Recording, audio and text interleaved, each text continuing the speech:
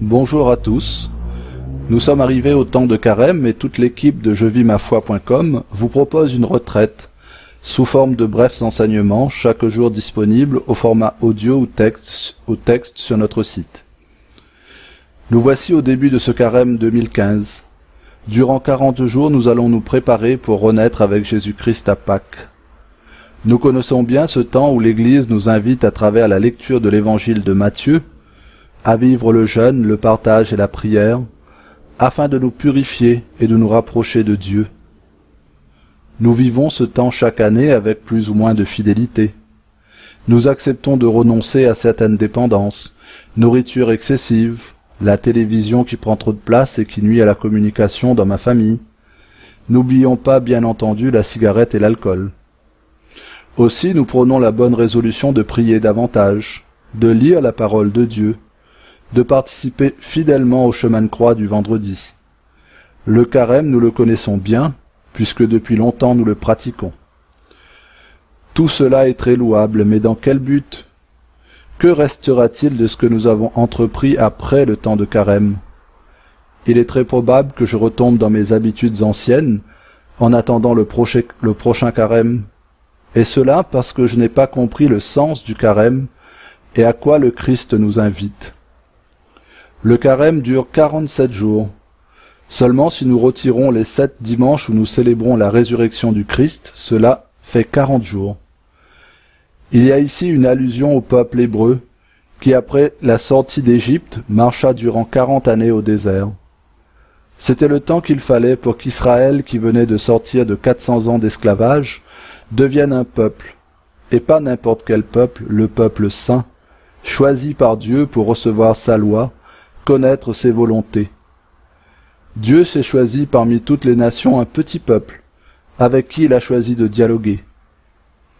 Durant ces 40 années, il va prendre soin d'Israël, en lui donnant de la nourriture, la manne, et l'eau qui jaillira du rocher. Comme un père, il l'instruira, le corrigera, lorsqu'il s'éloignera de lui pour aller suivre sa volonté. C'est l'histoire d'une rencontre. Dieu se révèle à l'humanité à travers Israël, qu'il va conduire avec amour durant 40 années. Le désert est un lieu austère, retiré de la civilisation. Les conditions de vie sont rudes.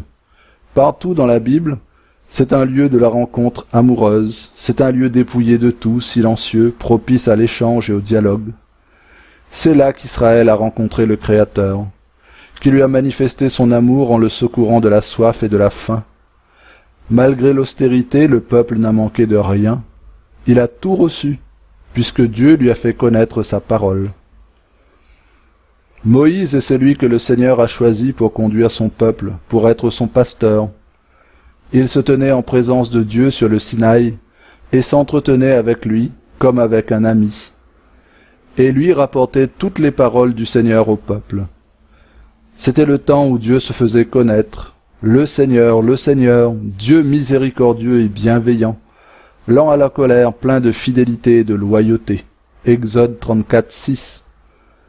C'est au désert que Dieu parla au cœur de son peuple, qu'il lui manifesta son amour et sa fidélité.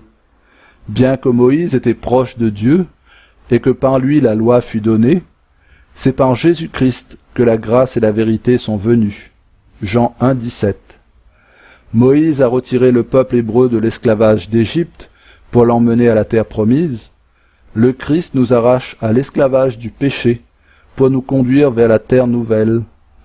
Il nous ouvre de nouveau les portes du paradis et nous donne accès à la cité sainte, Jérusalem. Le temps du carême est une invitation au désert, non pas pour être seul, mais pour rencontrer celui qui se trouve au plus profond de nous-mêmes. Le désert représente l'infini de notre âme, où Dieu se cache, mais à ceux qui brûlent du désir de le connaître, il les invite à le rejoindre. C'est le temps de l'intériorisation et du silence, de l'écoute. La parole de Dieu qui résonne dans le cœur de l'homme est perçue autrement.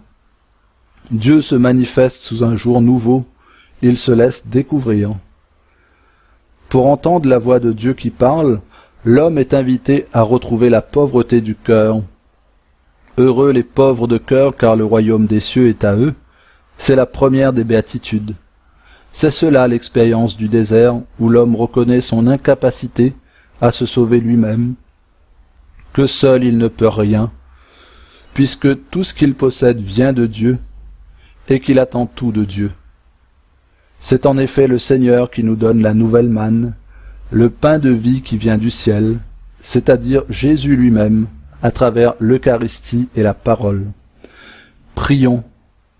Seigneur notre Dieu, c'est toi qui nous donnes ce temps privilégié pour te connaître, en nous connaissant nous-mêmes. Tu nous invites à te rejoindre au plus profond de notre cœur, car tu es l'intime de notre âme, Dieu qui habite les profondeurs de l'homme. Merci pour la joie que cette rencontre nous procure déjà, et donne-nous un plus grand désir de te connaître et de faire route avec toi. Amen.